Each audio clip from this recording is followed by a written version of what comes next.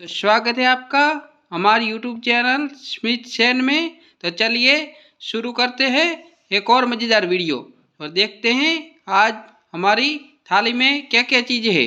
तो सबसे पहले हमने ली है खिचड़ी, उसके साथ है हमारे फरसान में चवाना, ये मिक्स चवाना है वो भी मीठा वाला, और उसके साथ है हमारी सेव और टमाटर की सब्जी।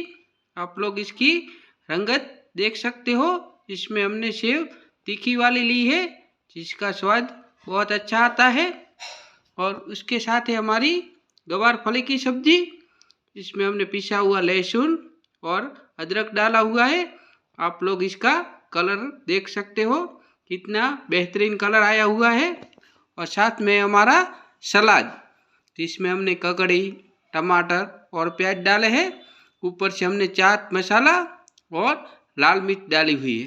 तो यह है आज की थाली, आप लोग देख सकते हो। और अगर आप चैनल में नए हैं तो चैनल को सब्सक्राइब करना, वीडियो को लाइक करना और एक प्यारा सा कमेंट करना।